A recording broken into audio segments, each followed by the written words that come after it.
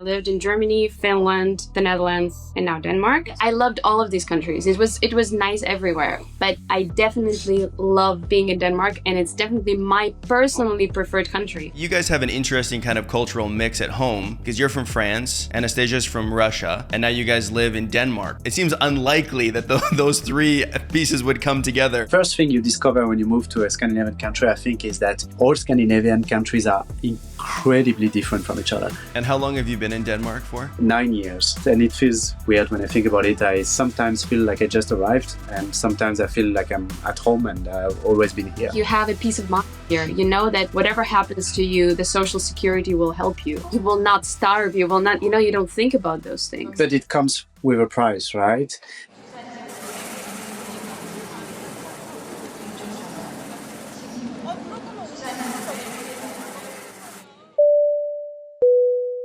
So you said that you are from Saint Petersburg. That's where you're from originally? Yeah, and exactly. did you grow up there as well? Yes.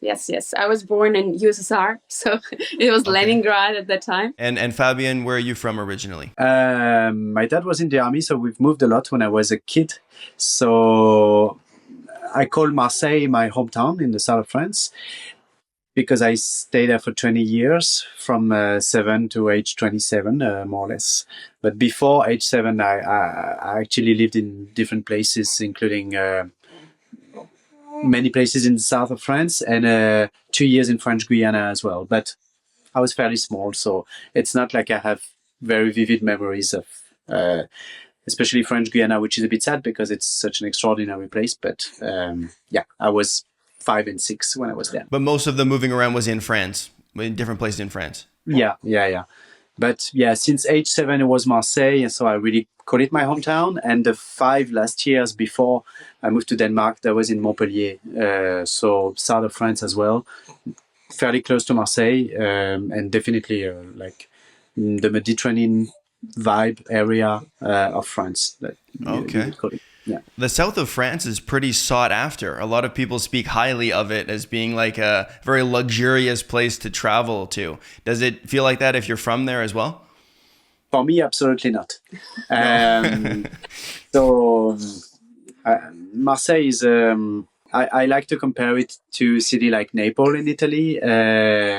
It's the big city in the south, fairly poor, fairly high unemployment rate and crime, and a lot of challenges like that. In the meantime, fantastic city with like a very, very strong identity and amazing vibe and culture. It's a complex place, but it's definitely not the luxurious picture that you might think of when you think south of France. Of course, it does exist. That's more to the east, around Nice, where Monaco lies as well. It's associated with tourism. And even Nice, from a French perspective, is perceived as a big city with several aspects, and not just the, let's say, luxurious and tourism side of things. So, for me, it's not at all, even though I'm conscious of what it conveys, but it's not how I see it. And Montpellier even less, actually. The further you go to the west, the less it carries this luxurious vibe, let's say, and it becomes more and more simple, and for the better, I would say. For me, as I used to say, my quality of life improved by tenfolds when I moved from Marseille to Montpellier. So, and even though I love Marseille, it's like, I just can't say better. It's really was a better time for me when I moved to Montpellier because of that. So yeah. Mm-hmm. I mean, it's interesting how people see the places that they're from. Some people become very patriotic about certain areas. This is where I grew up, and this is the best place in the world, and I love this place. And other people will see it kind of a little bit through a jaded lens of like, I don't like it because it's boring, because I grew up here and it's the same thing over and over. I want something that's new. That's true. You kind of see that with, sometimes you see two extremes, like where I'm from in Canada is a very small town, and everyone growing up, a lot of the young people would say, oh, I hate it here. I want to move. I don't like it. I want to move to a different country. I want to get out of here. I want to move to the big city or something like that. And then when people get a little bit older, they tend to move back to small towns, right? And they go, I like the charm and I like how everyone knows each other. And so, you can have one place and a lot of different perspectives on it for sure. but it's true what you say, and I really I see, for example, in Denmark there are like not just one but many flights daily towards Nice. It's huge. It's people go there, and being from the region, it's like Nice is really not a place where I want to spend holidays. Right. Yeah. It's normal for you, right? Yeah, it's normal, and also I see it as like a big warm city. Like I don't really want to be there. You know what I mean? It's but yeah, it's beautiful. Yeah, it's nice. Yeah, Mhm. I get it. Yeah, yeah, yeah, it is hard to see that kind of charm when it's not a novelty for you, right? Like I have a couple of friends that live in like the Los Angeles area, and I go, "Oh, LA, like I mean that's Hollywood. That's where all of the celebrities are, like boardwalks and piers and palm trees, and it must be amazing." And they're like, yeah, it's okay. You know, like it's whatever, you know, it's just like any other place once you get to know it. And it's like, yeah, you're never going to see it with those fresh eyes of someone else, you know, of a tourist or someone visiting. And I mean, for where I'm from, it really is a crowded place in summer, especially. So yeah, that's true. I see it with those eyes as well. Russia is probably not quite as crowded, being such a big country, right? Is Saint Petersburg like that as well? Is it more spread out, or is it also pretty dense? Well, it depends on what you compare it to, right? If you compare it to Europe and countries like the Netherlands, then it's of course very spread. But in all the population is in the bigger cities, so it's Moscow, Saint Petersburg, some other cities in I don't know, all over Russia, but mainly the population is located in certain places. There's a lot of I guess more or less like in Canada, there are a lot of like big spaces that are not populated at all, right? Right. Yeah, but St. Petersburg, there was a lot of tourism for a while. Right now, of course, not. Yeah, but it's. But I also noticed that sometimes I would go when I was going to the university or to work, and you just stop noticing all the beautiful stuff, right? You just like go through the center, like, yep, whatever. just normal. Yeah. Yeah. Yeah. I mean, especially like in any country that has a lot of history, like an old country, we do have that kind of stereotype in Canada where we're like, yeah, people are walking past like cathedrals that are like, they were built in the 1500s or something like that, and they don't even care. They're just on their way to work. They don't even see it. And you know, for us, we like pay money to go and visit and take pictures and stuff. Yeah, absolutely. But we do the same in Copenhagen. Here, you bike everywhere, so you cycle and like you just go like very fast there and back, and you know, then you pick up your kids from the kindergarten, and this is it. So like you guys have an interesting kind of cultural mix at home because you're from France, Anastasia's from Russia, and now you guys live in Denmark, right? So how did that come to be? It almost seems unlikely that those three pieces would come together the way that they have. How did that happen? I think it had a lot to do with our professional trajectories. So I stopped sailing. As I was saying, I was sailing before, and I stopped sailing to take a job in a shipping company in Denmark. And by nature, these are the kind of places where you meet people from literally all over the world. And this is how we met. Anastasia was working there as well.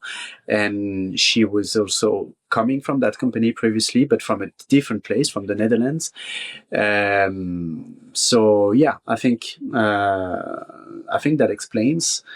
Now, I'm thinking, is Copenhagen particularly multicultural? I would say compared to the rest of Denmark, yes, certainly. Now compared to bigger cities like Paris and London, maybe less still. But again, the workplace really played a role here. So Anastasia was working in Denmark as well at that time? Yeah. This is where we met, yeah. Ah, okay. So you guys didn't move to Denmark, you met there, no. Basically. Yeah. We both had a previous life, so to say. Me as a seafarer and her as a pre-career, first part of her career in the Netherlands. So this is how it started for us, respectively. And at some point of our lives, we moved to Denmark. She moved internally within the company, and I moved let's say, for Denmark. Like I really wanted to move here, and I searched for a job here. So you had other options with the company. You could have moved to other countries as well. Not really. And this is the true reason why I ended up here. I was literally obsessed with Scandinavia, not particularly Denmark, but Scandinavia in general. And I was willing to stop sailing at some point and look for a job in Scandinavia. And eventually that happened. But it was really like a, yeah, I would call it a dream, but it's more like something I have put in action at some point until it eventually worked out for me. Yeah. And what was it about Scandinavia that drew you in? What did you what were you looking for there? At the beginning, I really don't know. I was really, really young when it started, really like an obsession and maybe something completely idealized. Like I imagine, I don't know, fjords, and which don't exist in Denmark. I mean, there is a fjord. It's called that way in Roskilde, but there is no mountains nearby. Like Denmark is absolutely flat. So, yeah, something I definitely have idealized for years, and then I got fascinated by the language, and I started to try learning some Norwegian on my own, and until the moment I really put some true dedication in it as I was still sailing. So that was a little bit weird. And in the meantime, I was in the oil and gas sector. I was working on supply vessels, so those working with the oil rigs. So I was like in an industry where people from Scandinavian countries, and in particular Norway, are quite common. And I think it just fueled the will to at some point make a move. And eventually I just decided that, okay, now I will stop sailing and I will just look for a job. And it happened fairly easily, fairly quickly. And I moved to Copenhagen. That was maybe not the first intention, but that's what I found. And I didn't blink. I didn't hesitate for a second. That's just what I wanted. So it ended up being Denmark and not Norway, but the Norwegian vocabulary certainly helped with Danish. So you were hoping you might move to Norway. That was the original plan. Secretly, yeah.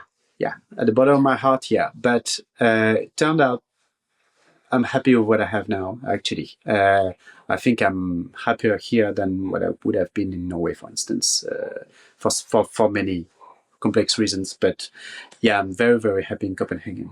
Yeah. And how long have you been in Denmark for? 9 years. 9 years. Wow. Okay. That's a long time. Almost a decade. Yeah, almost. And it feels weird when I think about it. I sometimes feel like I just arrived, and sometimes I feel like I'm at home and I've always been here. It's a bit of a weird feeling, to be honest. Because that's the longest you've been out of France, I would imagine, right? Living in another country. Absolutely. Yeah. I've been sailing for 10 years, but it was on a regular rhythm. So like 7 weeks on, 7 weeks off. Per contract. So yeah. But you had been to Scandinavia before with your job? Absolutely not. Sailing? No. when I moved here, that was actually the second time I went to Scandinavia in my life. Oh my God. That was a diving into the unknown. But I think about this. I really cherish these moments of my life, because when I think about it, it's really, I don't know if it's the last one, but it's really one of those rare moments where you do something a little bit crazy that you know that it's going to impact you for years. And it felt extremely exciting, it was extremely intense at the moment. So, and I'm also, in a positive manner, quite proud about it, because it was a way to take action about something that was really dear to me. Like I knew that not trying would have left me incredibly sad, with a lot of regrets, let's say, and Yeah, I mean, it does sound it sounds like an adventure. It also sounds like a little bit crazy too, right? To take such a big step to a country you didn't really know. No, exactly. And in the meantime, it's just Denmark, right? It's almost next door. When you consider the size of Europe, it's not It's not moving to Korea all of a sudden, and no. But still, I mean, for me, it was a big move and also a big turn in my career. Like all of a sudden, I was not sailing anymore. It's like I've never worked in an office before, almost never. At my own little scale, it was big. I mean, I think that's a big change. I know that Europeans tend to look at the differences between countries as being more minimal. I mean, you don't have the same kind of international borders like within EU countries, right? It's very seamless, but from the Canadian perspective, it's like even going one country over, like going from, France to like Italy or something is like, wow, that's a completely different culture. It's a different language. Could be a different climate. And yes, you're right. You weren't moving to Asia. You weren't moving across into a different hemisphere, but you were going from basically all the way as far south as you can go to almost as far north, right? Yeah. No, that's true. And one other thing that is true is those smaller nations, they are really different from each other. Like the first thing you discover when you move to a Scandinavian country, I think, is that all Scandinavian countries are incredibly different from each other. They are absolutely not alike, and the mentality, the cliches that are true and those that are not true, everything, how people behave, it really strikes you when you arrive. It's like, okay, Swedes are not Danes. That's quite clear.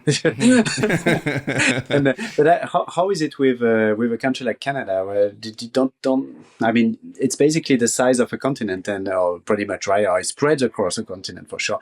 If you go to Quebec, how do you feel? Like, do you have your landmarks as a Canadian, or do you feel like really like disoriented, like you could be if you just take a trip to, I don't know, Germany? I mean, it's a little bit different for us because we have less variation. Like the distance between where I live and Quebec, you could probably put like 2 Europes in between in that distance. Like it's huge, thousands of kilometers, but it's still Canada.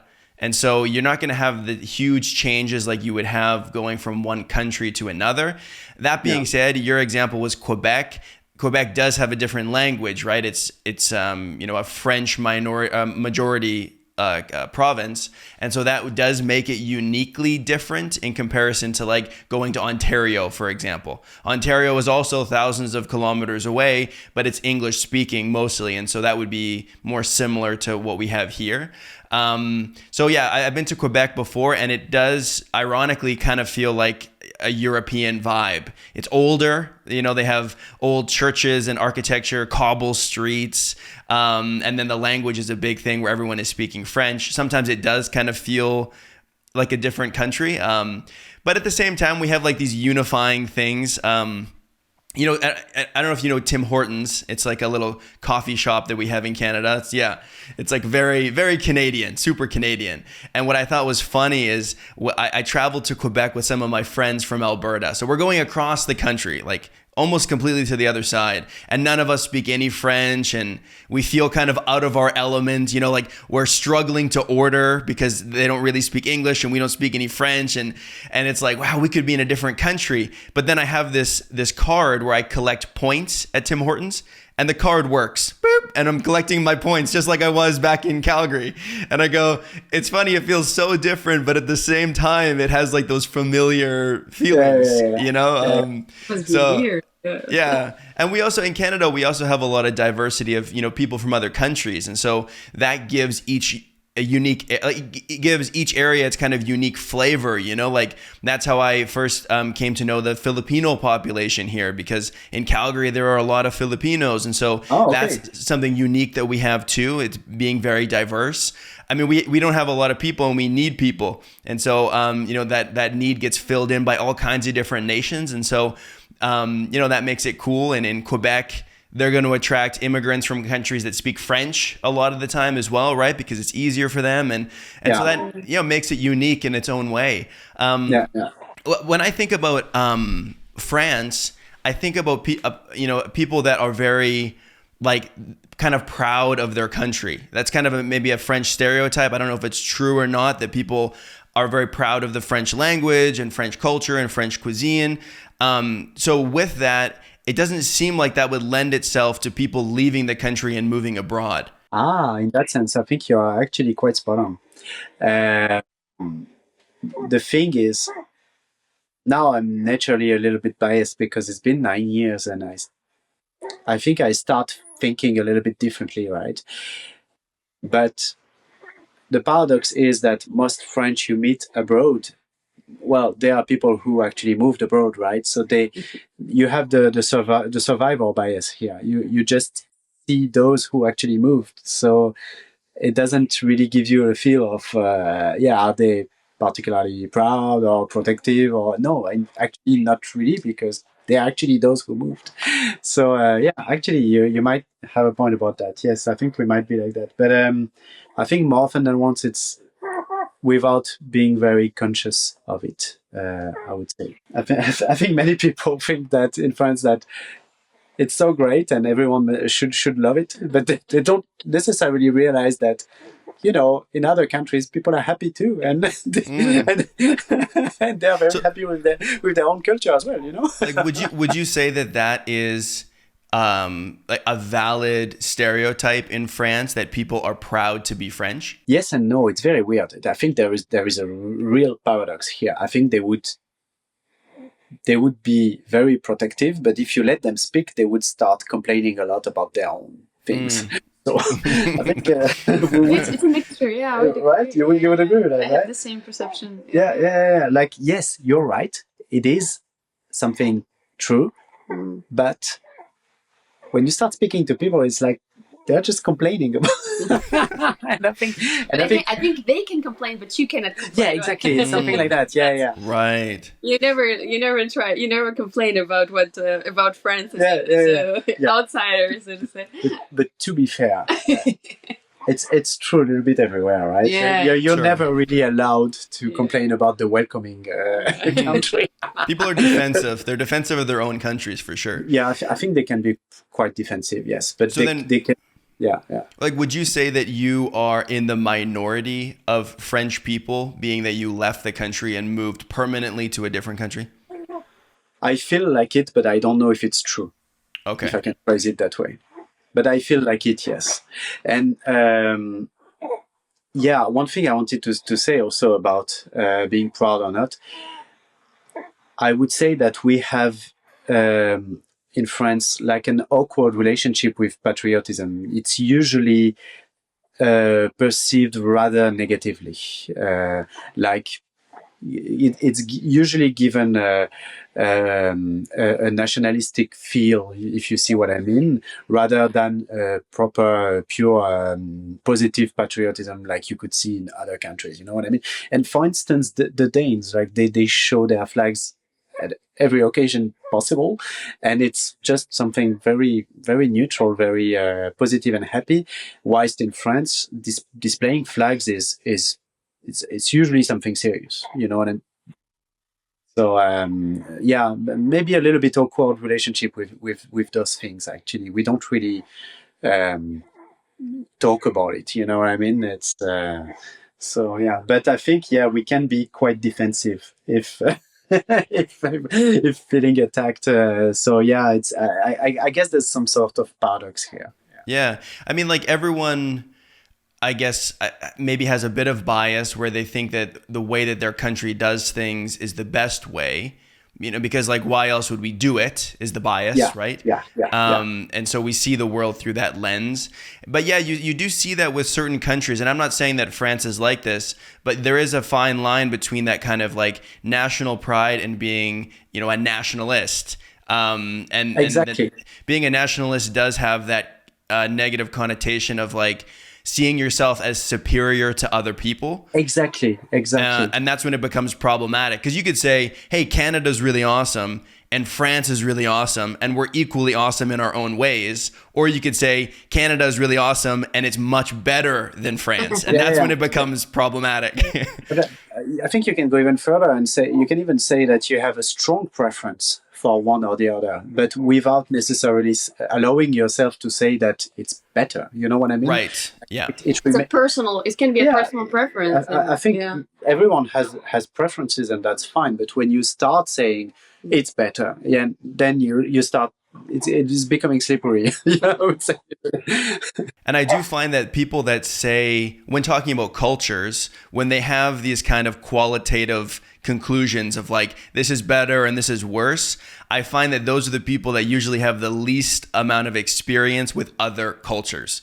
Like that is very true. Yes, I think that's spot on. Because if you just see one, if you grow up in one culture, why would you think anything else? I mean, that's the way that life is. Everyone, quote unquote, is like that, right? You're doing the best thing you could do. And then as soon as you step out of that bubble and you see that other people live life in a different way and it works for them, then you start to question whether there is an objective good or bad country. And my conclusion is that there isn't. You know, they're all just different, right? Totally agree. And what you just say, I think it's also what fuels things such as rivalries between cities. Like, in France, we have, for such a small country, there is something that we objectively have is a variety of climates and cultures, because to the border of Germany, you can imagine that the feel is completely different than what we have at the border with Spain, for instance, right? The historical bonds, the local regional language, even though it's dying out, you know what I mean? And this kind of thinking fuels this kind of pride that is, sometimes a little bit undue and sometimes eventually a little bit aggressive and not necessary at all. Yeah, like my city is the best, my region's better.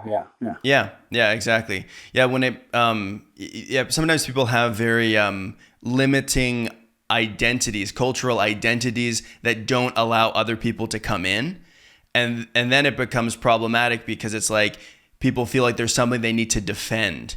And then it can create all kinds of issues and create xenophobia, can create racism, all kinds of unnecessary conflicts that aren't really based in anything. We have this idea of our identity, which is always changing anyway. But if you don't want it to change, you're almost like fighting human nature. No, and you can even, I think you can even be very protective as long as you don't have this tendency to slip towards an idea of superiority, as you said before. Like, it's.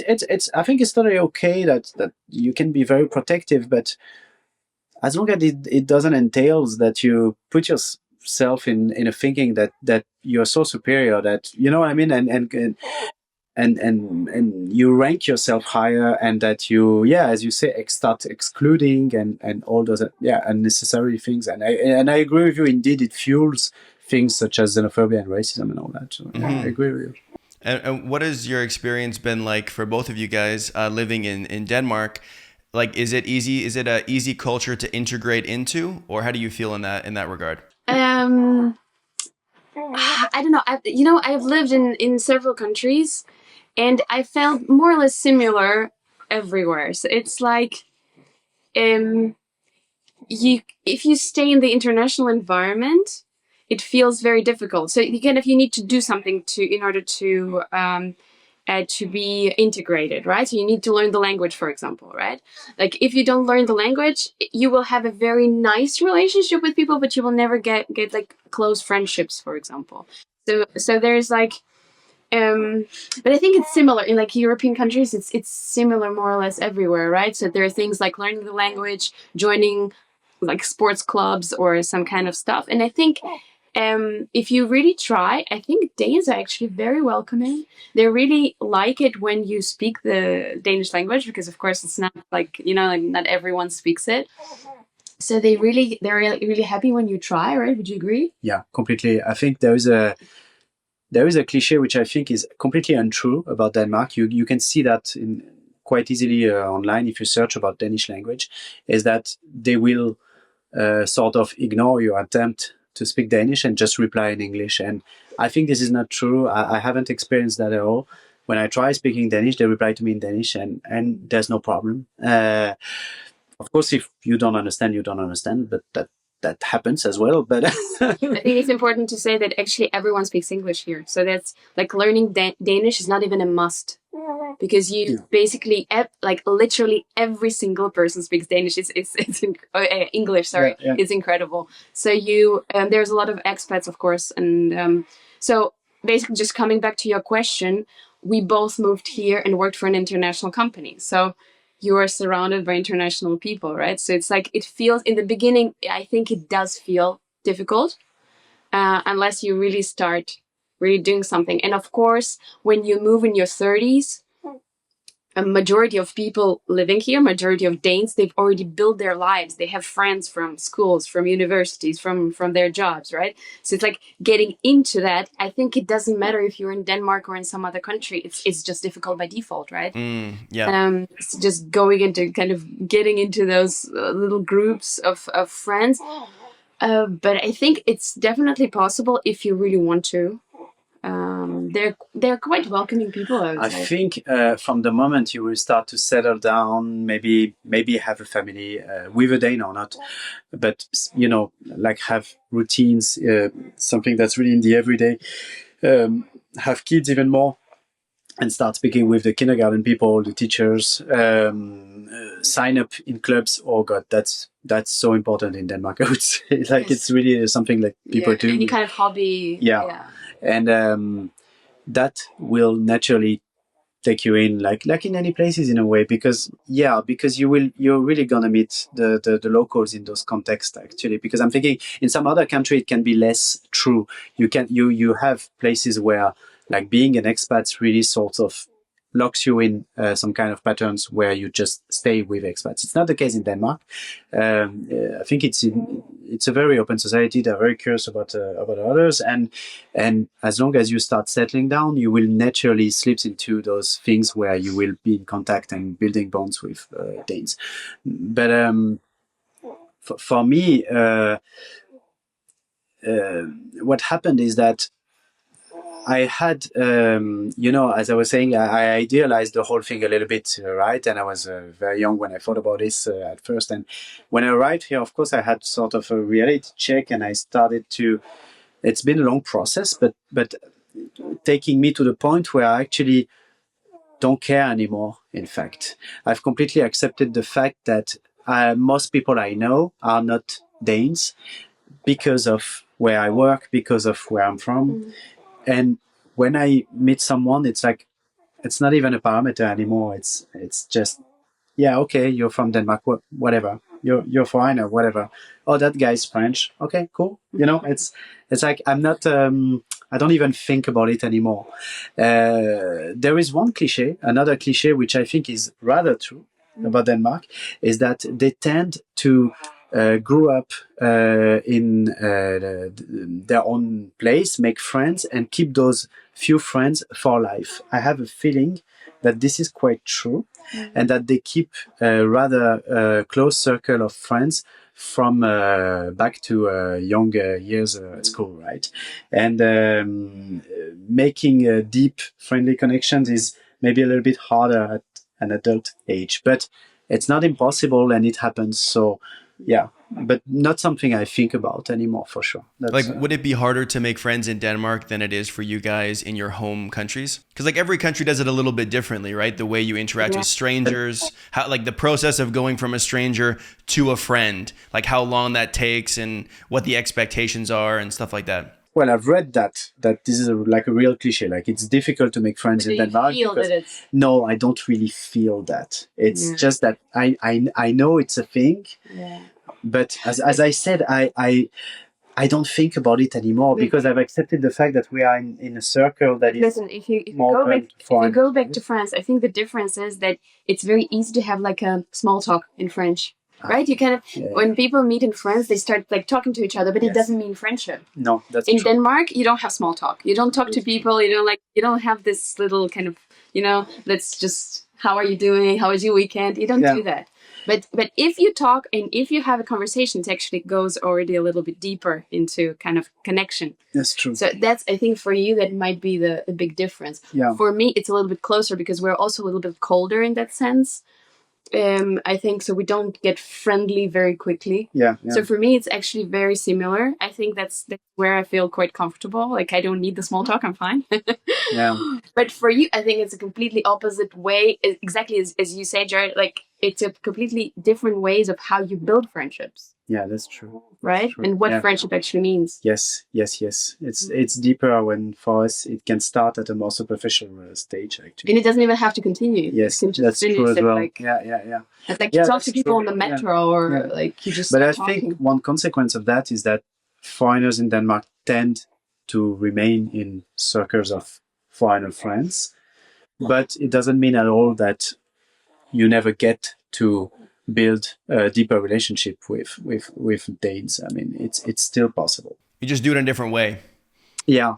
But in Copenhagen, you have a very big international community. So it's like it's an more or less like expat city. So you have a lot of people coming and going. So it's also like you kind of lose friends, and that's true. Yeah, so they move on, and Yeah. I think this is also a part of the truth. It's funny because it's the size of like it's barely bigger than Marseille, and it's not very big, right? And there's no high rise, there's no skyscrapers, nothing like that. It feels a little bit small, but yet it's a capital, and there is really people from all over the world here. Mm-hmm. And the first thing Danes tell you is that this is not Denmark. It's like, okay. You need to go somewhere else. Yeah, Copenhagen feels very Danish to me still. Right. but yet it's true. It is still a capital, and it's really not. It's not really Denmark. I get the comment, and yeah, you do have people from all over the world. So it's probably difficult to compare. I think those moving to cities like Odense in the middle of the country or Aarhus, they have maybe more of the real experience. You know what I mean? Or at least we have a different one. Yeah. I guess a different experience anyway. Like, I mean, being international can be part of your cultural identity as well. Yeah. I think it has become that for sure. Yeah. Is it popular for foreigners to go to Denmark because it's such a wealthy country? Like international companies go there, or investors or business owners? I don't think so. No, I think there are a couple of big companies, big international companies like Maersk, the shipping company, Novo Nordisk, the medicine producer, and like that's where people go, like to these two. Lego, probably Lego is like the third one. Yeah.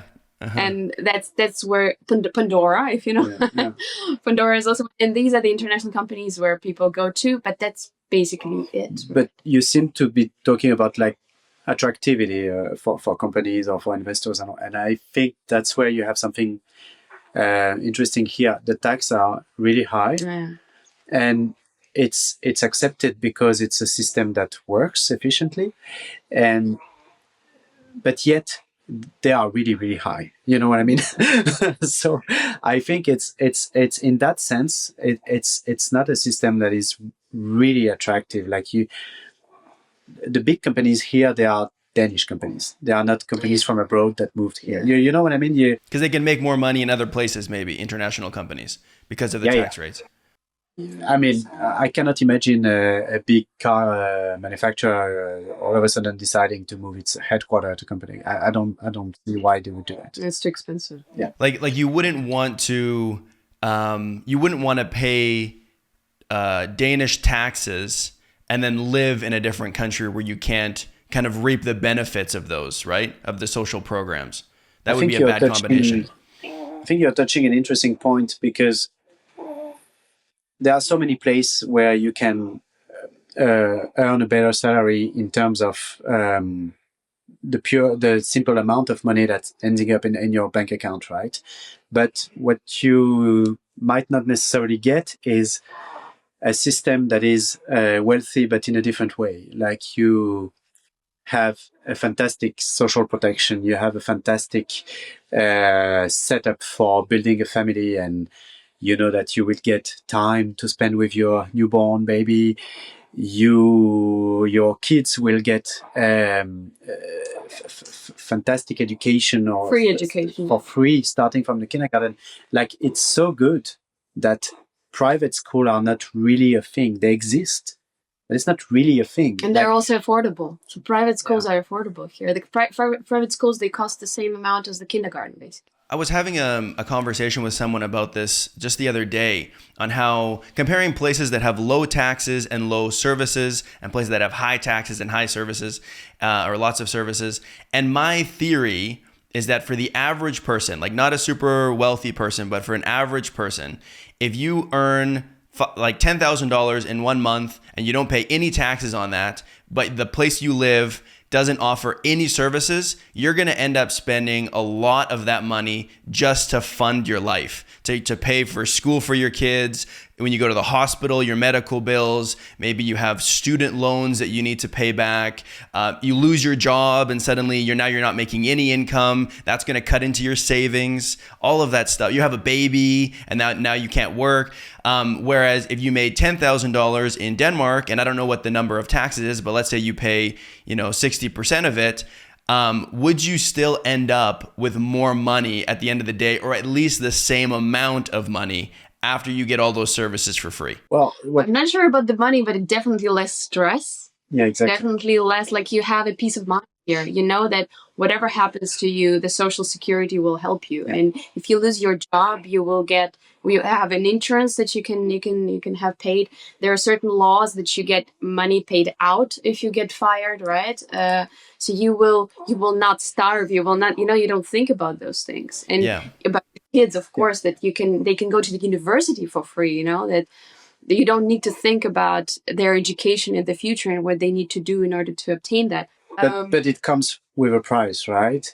There will be a lesser gap between what CEOs earn compared to entry-level employees, for instance. It's not, absolutely not comparable to other countries, be it neighboring or I'm thinking now of the US, where the gaps can be even bigger. It's a very egalitarian, but it comes with pros and cons. It takes the idea of the salary amount being the main thing. It takes this idea a little bit out of your head, and you start. I mean, if you really embrace it, you start thinking, oh, okay, I'm actually really not thinking of, is the school going to be good for the kids? You really don't have to think about that. It's a system that works, and that carries such a big value when you think about it. You can still be ambitious and make a fantastic career, and you can still become a football player and earn tons of money. It's possible, but generally speaking, for the many, the value comes with the fact that it's relatively egalitarian and brings a minimum service to all that is really, really good, really high quality. And it impacts also the way that young kids are choosing their career, which I find amazing in comparison to other countries. Yeah. They don't think about, this I want to do this, but I cannot because I will not earn enough. I will go this direction because this is what, I'm going to become a lawyer or a doctor, like in the majority of countries. Here, you really do what you want to do. And this is how kids choose their jobs. And you see it. So when you talk to people who are doing a certain job, they're passionate about it. And that is, you really feel it in like everyday life. So it's a circle that kind of, all the things that kind of impact each other. And that's what you also want for your kids in the future, right? To choose a career that they want. And what's interesting about that is that, people that are in favor of having lower taxes and just kind of like a more open kind of economy in that regard will criticize places like Scandinavia and say that people will have less motivation to work or to create companies if they have to pay taxes that are too high because they won't want to work. But the flip side of that is, like you said, if you're not so focused on your salary, you can actually follow your passions, which will make you more motivated to work, right? Like if you're doing something you actually enjoy, why wouldn't you, be happy there? The thing, I don't know where the truth really is, right? I'm not an economist, and I can understand that there are real questions, right? You have to be fair when you evaluate the various country situation. Like, we know that Norway sits on a pocket of oils, which has made the country extremely rich, but they've also managed it extremely well. Sweden, I'll be honest with you, I'm not sure where the wealth is based from, but Denmark also had oils, and they also took this turn after the war to build an economy that is based on what they call social democracy, basically, and yeah, it works. And I also can understand the idea that you need some liberalism in your economy. You cannot, I mean, it's not it's not a communistic society. It's not planified. It's nothing like that, right? But there is it feels like there is like just the right amount of liberalism, of freedom, and of planification, and of, you know what I mean, and it sort of kind of works properly. It's also, maybe that's a parameter, I don't know, but these are also fairly small nations compared to countries like Germany or France or the UK. It feels maybe more able to reach consensus when it comes to big long-term decisions, right? Yeah. I can tell you that as a French, we see ourselves, and I think that's quite a good evaluation. We see ourselves as incapable of, or struggling with agreeing on long-term decisions, and struggling for that reason to reform the country in a way that, you know, that could be needed. So I don't know where the truth lies exactly, but they seem to have found a good recipe. That's a for sweet sure. spot. At least, yeah, it works there anyway. Yeah, it's hard. Like, yeah, and even in countries, I mean, maybe even a more extreme example in comparison to France would be like the U.S., right, with 50 states and over 300 million people, and trying to come to a consensus on anything is impossible. And that's why you have so much kind of autonomy, I guess, in each individual state. They want to do things in their own unique ways because they can't agree with that many people. So that does work in Denmark's favor. Now, talking about the quality of life in Denmark, it was recently rated like, I think, the second happiest country in the world as per the World Happiness Report, I think. Do you think that is accurate? Would you agree with that assessment? I'm so with those things. I understand why. A lot of people make fun of it, that it's like, you know, the weather is not that good, and a lot of people are depressed because of that. But I think one of the reasons why it is one of the happiest countries in the world is because you really have the basics here. So, like, you know, you don't have Exactly. like, for example, poverty, right? It's not that, of course, there are poor people. You cannot just like not have them, right? But it's not a huge problem. So the majority of people, they have all the basics that you need in life. They don't starve. They have a roof above their heads, you know. So it's like you don't have too many rich, too many poor. So that's why people are happy, because they have their basic needs covered. They have. And if we come back to the things like the kindergartens work, the schools work, the universities work, you know, like the healthcare is available to everyone. You don't have to pay for everything. It's your social benefit, right? So there's like those small things. I think they benefit. They contribute a lot to that. Especially if you compare even to other countries in Europe. I think it's an objective measurement, right? It's a pure data exercise. And the thing is, happiness is not the data, right? And I see happiness in my own place in France, back in France, and I know that, you can go to the south of France, you can go to Brittany. I'm thinking of those beautiful places now, and I think that people are pretty happy there, and it's not even it's not a question of money. It's they are genuinely happy to be where they are. But if you start measuring objective criteria such as, are there enough schools? Is it difficult to get a kindergarten spot? Is it difficult to continue further on with your studies after finishing school? Is the minimum salary really low? Is it actually not enough to live on? You know, these are objective measurement, objective data, and well, based on that, clearly Denmark is a happier country. Now, does it mean that people are happier? I don't think so. I think it's. I tend to look at those articles a bit. Yeah, I think it's more complicated than that. Maybe for they sure. maybe they should be happy, but they're not. Is it one of those situations?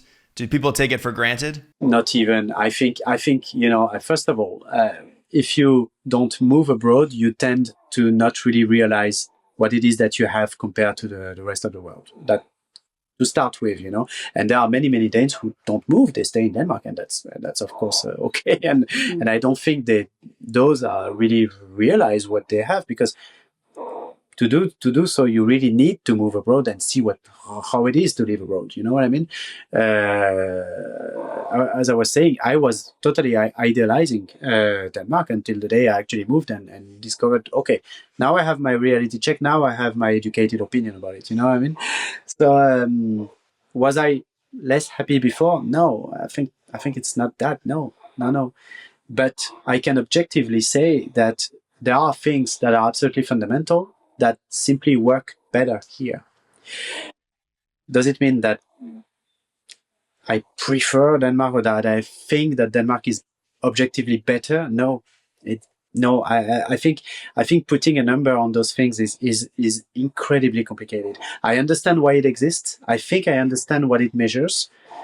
They look at things such as how many kindergarten there are in a city per 1,000 inhabitants. How many, I don't know, is the local transportation system efficient? This kind of thing. I don't think you can really, because French can be very grumpy. If you start asking them if they're happy, you're gonna have a hard time. But I think they are. And yeah, of course, like we were talking about earlier, trying to say that one country is better than another one gets complicated very quickly. In terms of your preference, though, I mean, it does seem like you do prefer Denmark because that's where you live. You could equally live in France if you wanted. Yeah, absolutely. For me, definitely. For me, definitely, because I lived in after I moved out in 2009. So since 2009, I live abroad in Europe, and I lived in Germany, Finland, the Netherlands, and now Denmark. So I can compare at least these. And I loved all of these countries. It was nice everywhere, but I definitely love being in Denmark, and it's definitely my personally preferred country because I just feel, I don't know, it fits my personality. I like the values they have. There's certain values that I see that, like, I don't know, family values and things like this. It's just aligned with me, with my character, with my preference. So for me, definitely here. I don't know if you agree. No, for me, it's a little bit different. I love the fact that I live here. I love the fact that I made that move and that I made it possible for myself, and I love being here. But since I'm here, I also love France better in the sense that since I only go there as a tourist now, I actually really enjoy it when I go. And I'm really, really, really happy every time I come back to my home in Denmark. So I think I've found my balance. That's how I would phrase it. Yeah. But I cannot say that I prefer Denmark. No, it's not how I would phrase it. It's more now I love both very, very much. And you can have both. I mean, with a relatively short distance, you can have both. Absolutely. Yeah. It's funny what you were saying, Anastasia, about the other countries that you've lived in, because Finland on that same report of happiness was number one. And Yes. Netherlands, I think, was like 4 or 5. Okay. So you've lived in like almost all of the happiest countries. But I understand why. I honestly here, I think this is where we don't agree. Yeah. I really understand why they're the happiest countries, because I think it's also a lot is about your benchmark, where is that you come from or where you lived or where to compare it to. And of course, if I compare it to where I'm coming from, even though it's home will always be home, right? Wherever you come from. I understand how it feels that your life is so much easier. It's so, I don't know, it's like everything is made for you to be comfortable, to be happy, to be, I don't know. And of course, I understand if you come from France. France is such a beautiful country. It has amazing nature, and you can travel wherever you go. It's just incredibly beautiful. Your cuisine is exquisite, right? I mean, there are certain things that you must be missing when you travel, right? You know what I think about this ranking thing, happiest countries and all? I think there are probably a lot of people in France, for instance, looking at this ranking and thinking, oh, wow, idealizing a bit, like I did myself at some point. But I think many, if not most, would simply not be ready to live here. Like if I tell you, if you live in France, you enjoy your life in France, and all of a sudden I tell you, okay, look, this is your lucky day. You're going to move to Denmark, the happiest country. Oh, amazing. But you will not be able to afford going out as often as you did. You will get used to not go to a bar too often, but rather drink your beer from a can sitting in a park. I mean, there's nothing wrong with that. It's just like different way of living, different habits. You know what I mean? Everything will be more expensive. A coffee will be very expensive compared to what you're used to. You're going to pay 50% of tax. You're going to have enough left to live, but it's not going to be crazy. You know what I mean? Yeah. Like I think there is so much that you adapt to that simply saying, yeah, happiest country in the world. Yeah, you know, I mean, it's really more complicated than that, it's for right? people who live here. It's not for people who need to move in there. Like, you know, I think the older you get, the more difficult it is to actually to move, just because you're used to so many things and just changing them, whether they're better or worse, it doesn't matter. It's just difficult, right? Because you're, as you said, right, you're like a little bit, you know how things are, and that's how they're supposed to be. And then just changing them, even for better, So I think it's a little... I agree with that. Yeah. Well, like there's also, I mean, there's a basic hierarchy of needs, right? And like you need to have shelter, you need to have food, you need to have water, you need to have, you know, education. And if you have those things, before you have those things, you can't really think about anything else. Those would be like kind of more immediate needs, I guess, especially shelter, food, and water.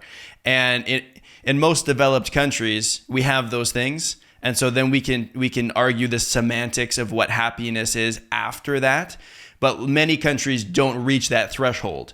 And so then it would be harder for them to obviously to even talk about, oh, hey, isn't it nice that I have a job that makes me feel fulfilled? I mean, that's way up on the list of hierarchies, right? It's not foundational. Absolutely. So if you compare like a middle class French person and a middle class Danish person and a middle class Canadian person, yeah, I mean, it's just preference.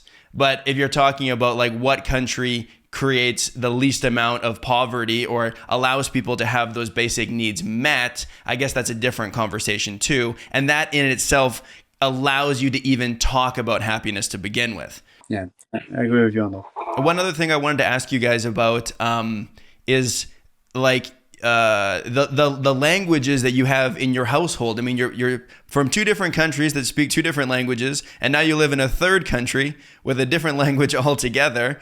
You're raising kids in that country as well. How does that look for you guys? Like, what language do you use with each other? Do you speak English, or how does all of that look, I guess? We're in the middle of a big challenge these days. No, but initially, we started speaking English to each other, and we spoke English for a long time. But then we started also learning each other's languages. So I've been learning French for a while, you've been learning Russian, and now we're really in this transition period where we decided, okay, you know what? No more English, we need to try. So we're now speaking more and more, well, mostly French nowadays. A bit of Russian as well. Yeah. And our kids, they grow up in 3 languages. Yeah, because like with this podcast, I've talked to a few people that are like third culture kids, if you guys are familiar with that term. Yeah. Of course, yeah. And so I'm talking to, people that are, typically like around my age, like let's say like 20s, 30s, and they're talking about their experience growing up abroad with parents from different countries. And now what I'm seeing with you guys, you have young kids, is essentially the origin story of a third culture kid. Like your kids will be third culture kids, right? Yeah, exactly. So that's pretty interesting. So you're raising them in all of the languages. Yes. So we speak our respective languages to them. And then, our daughter is 3 months old. So there's no languages yet. But our son, he's 4 and he's going to the Danish kindergarten. So they speak Danish there. Mm-hmm. So he speaks 3 languages now. That's impressive. I think it's commendable to value language like that. A lot of people that might be in your situation would be tempted just to say, whatever, just do English. I mean, we speak English. People speak English in Denmark. That's the most important thing. But it's cool to be able to provide multilingualism. I mean, that's a gift for a kid, and will really help your children connect with your home cultures as well. Absolutely. But I think it's also, we didn't even have this question, actually. We just started naturally speaking to them in our respective languages, because this is also the most, your mother tongue is still like the most emotional language for you. So like, in order to have this emotional connection, and like when you become like, I don't know if you have the same, when you kind of, when you're angry or you're happy, or when you have like this overload of emotions, you tend to switch into your mother tongue, because that's the one you feel the most. However well you speak the other languages, right? And I think that's how we felt, and that's why with kids it just becomes like extremely emotional. So just like naturally, and we didn't even consider anything else. Before we even discovered that there is a whole like lingo around this, and people talk about OPOL, one parent, one language, and all that stuff. Yeah. Before thinking about all this, and not like we are really thinking about it, anyways, we just naturally spoke our very own language to the kids, and yeah, I mean, they just picked it up. Yeah, so I mean. Yeah, they is. Like you said, like with your emotions in your first language, I do feel like we're a little bit more ourselves when we're speaking our native language, right? You have the most expression that you can possibly have. And so you want to be that way with your kids, right? You want to offer your true self. You mentioned that you're speaking some French now, but a lot of your relationship between you guys was in English. Now, English isn't the first language for either one of you, right? No. And so how was that, having, a relationship where neither one is like, speaking their native language? I think that was fine, right? Yeah. Maybe it was difficult for you in the beginning. No, no, absolutely not. She had an experience before already with English, right? And with a different language. Whilst for me, it was the first time I lived abroad for almost 10 years by then, right? Yeah. So it was like, it didn't feel anymore like a completely foreign language to me. I think I spoke English to like previous boyfriends. For me, it was new. And also friends, so there was some, it was a little bit easier. I think I didn't even think about it. Yeah. But still, I think even then, sometimes we would switch to Russian or to French, at least as soon as we could understand some of the things. Yeah, yeah. So yeah, but for you maybe. Yeah. For me it was definitely harder and more of a new thing to adapt to, but also extremely exciting. And and then the possibility to access some Russian language and get to learn it with a native, it's incredible. I find it incredibly exciting. But of course, because I'm interested, I love languages. I'm not particularly good learner, I wouldn't say that, but I'm extremely excited about the idea of getting to know the language through the with the help of a native. That's incredible. And in fact, as we were progressive respectively in both Russian and French, it became a little bit frustrated to not be immersed and have the opportunity to walk the street and hear it. Especially in Copenhagen, you don't even hear that much of Danish language, in fact. So, so for Russian, you can imagine like it was really, unless you make the effort, you would never hear it. So that's how progressively we came to the idea that, okay, we need to do something at home and sort of ban English for now, and try to lift up our competencies in each other's language that way. A little bit more focus on French right now, but I have a French exam in October. Yeah. Okay. So I need to prepare. So right now it's like a little bit more French. And what level is the exam? It's it's B2. Mm-hmm. Okay. Which I have, but like those language tests, they're all like the same, like TOEFL test, in English. Yeah. It's just like the reading, the writing, and you just need to learn all those things and like certain phrases. And I hate exams, to be honest. It's like, because I don't think they give you anything really. Yeah, but But I mean, like, that means that you're at least in the neighborhood of B2, and that's a high level. I mean, that's a lot of people consider that fluency. That's kind of the line. I'm in between B2 and C1 actually, so I can speak, but I still have this. It's a little bit. When you don't feel like free, when you can say whatever you want, you still don't feel yourself, as you said. So it's like I can. I think that with languages you can split it into two different levels: the level of facts, when you can tell the facts to each other person, and then the level of feelings and emotions. Yeah. And I'm at the level of facts still, so I can pass on any information I want. This is not a problem, but I'm still not like there where I can, Deal with play, ambiguity also. Yeah, play with intonation and do those small tweaks where and intonations are important in French. Oh, French, right.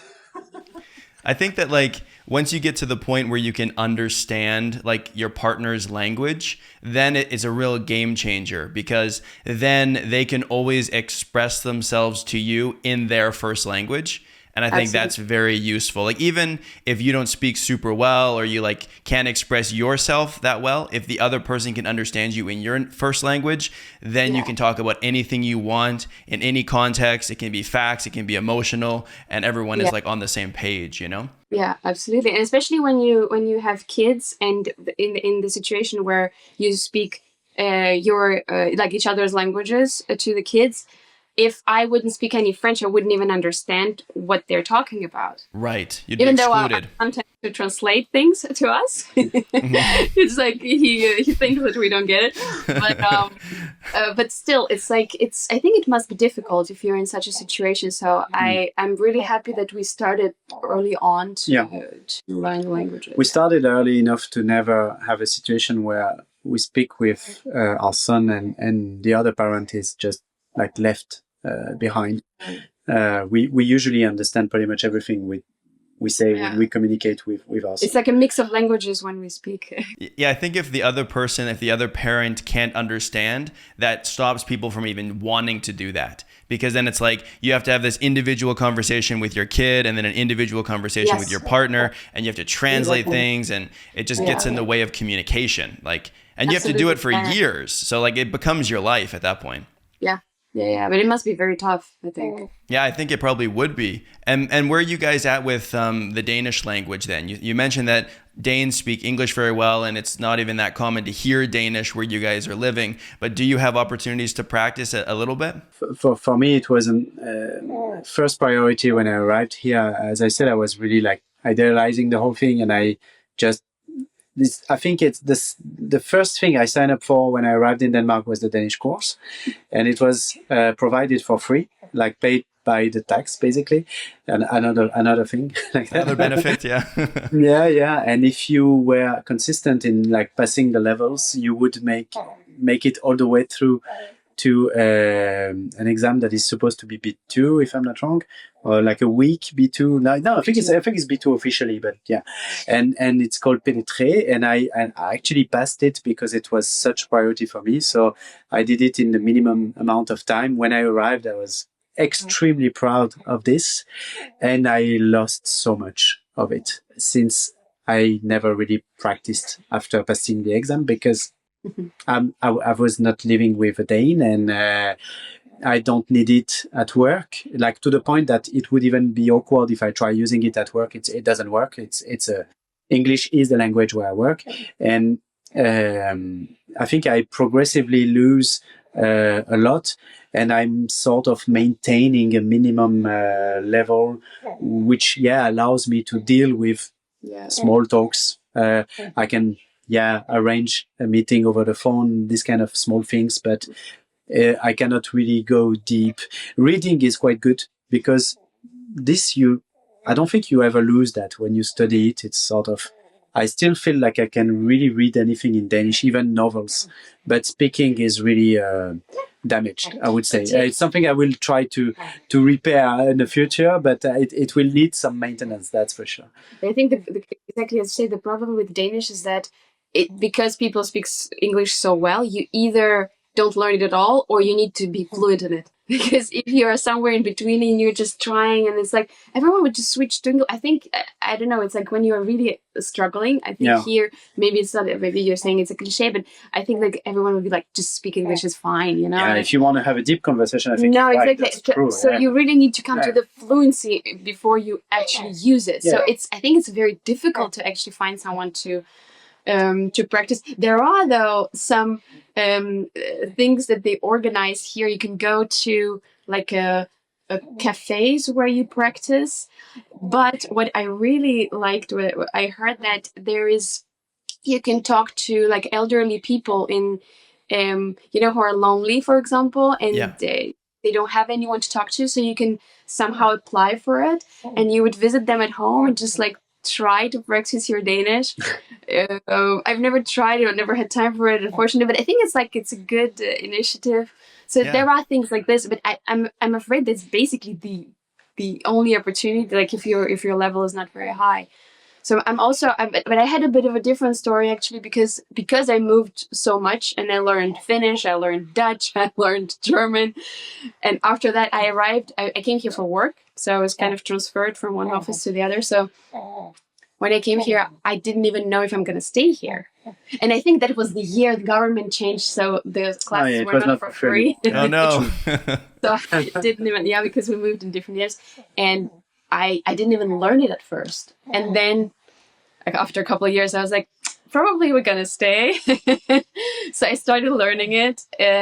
But then, of course, I had 2 pregnancies, 2 babies. And so I actually have a lower level than you. But you started with quite some dedication at some point, indeed. Private classes. I was private classes. It was quite. I have quite a good level, but I'm absolutely fine with reading. With I speak fluent German, and this is the same family of languages.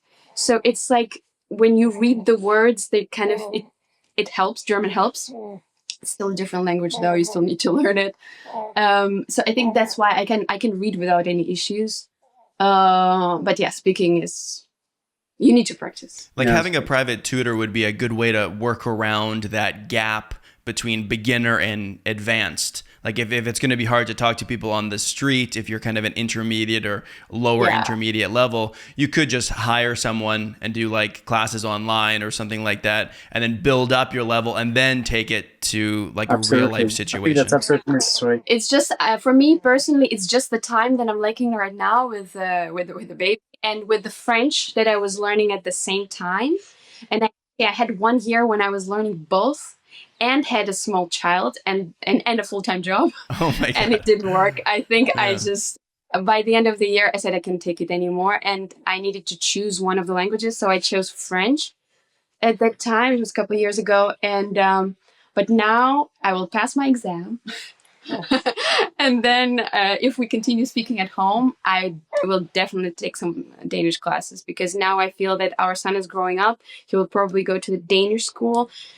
I would need to, even if I wouldn't want to, I feel a need right now that I need to speak, and I actually want to. I want to more and more every year, and so I will definitely do that. Yeah. How long have you been in Denmark now? Fabien mentioned he'd been there for 9 years. 7 years.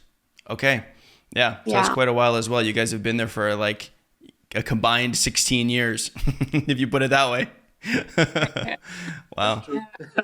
You guys have a very interesting story. I mean, there's so many cultures and languages and all kinds of stuff going on. This has been really fun. I appreciate you guys taking the time to chat with me. No, thank you for having us. Thank you so much. That was amazing, actually. Yeah. Can you tell us in a few words your connection with Filipino language and so where did it come from? How did it start? So like on my main channel, I make mostly Filipino content, which is unusual because I'm not Filipino. I'm not part Filipino or anything like that. But I had a girlfriend that I met here in Canada like 11 years ago now, and I started learning the language because of her, and got exposed to the Filipino culture through that. So for me, it kind of became like a language exchange and an immersion situation, but here in Canada. Like I had this girlfriend from the Philippines. I had coworkers who were Filipino. I worked at jobs where sometimes my bosses were Filipino. I spoke Tagalog like all day, every day for Wow. 2 years probably. And we were together for 4 years. So yeah, there was a lot of practice. Can I ask, coming from English, because of course learning language, the difficulty always depends on where you come from, right? Coming from English, how difficult is Tagalog? Grammatically, it's very, very different. Like it's a completely different language family. And so there are things that are easier and there are things that are harder, but there's basically no similarities. Like Filipinos they'll use English a lot. It's kind of a code switching situation. They call it Taglish, where they mix Tagalog and English together. And so you'll hear words and you might be able to recognize them, but grammatically speaking, there's no similarity at all. Oh wow! Okay, that must be so difficult. Okay, Yeah, well, it's interesting. but I've had an interesting mix too, because I mean that was years ago that I learned to speak Tagalog, and it's become a big part of my job now. So it's almost like my professional language, you could say. But my fiance is from Colombia, and so we speak Spanish at home. And okay. I have the Spanish mix now, and I speak some German as well. I did an exchange in Germany, and then obviously English is my first language, and so I can definitely relate to what you guys are saying of like the difficulty of learning multiple languages or trying to maintain languages over a long period of time. It gets hard. And for the first few years, I mixed up Spanish and Tagalog in my head a lot. Like I would be speaking, let's say I would be editing a video that's fully in Tagalog and writing subtitles. I would be doing that. And then my fiance would come up to me and say something in Spanish, and I would respond in Tagalog because my brain is just in this, Filipino mode. I can totally relate. Sometimes it happened to me recently, and I started to think that some part of the brain is really dedicated to learning, and it's sort of like pre-programmed for short term, because I was trying to speak Danish to some colleagues for whatever reason. Maybe we were, I don't know, having a drink or something, and it was like a moment where I could try. Only Russian came to my mind. Yeah. But it was sick. It was weird. Like, why? And I was like, okay, maybe it's just my learning brain is just so focused on that right now. Yeah. And I see Danish as something that I also need to learn, right? It's not natural. I'm not fluent.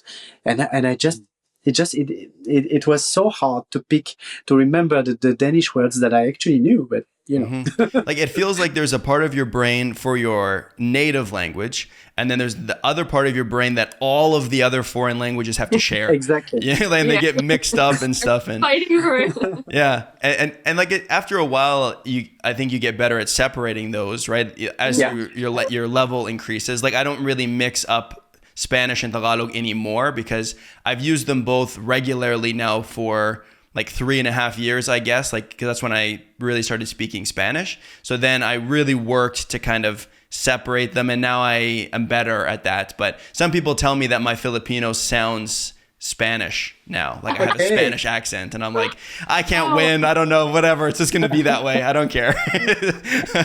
I can't help it at this point, but yeah.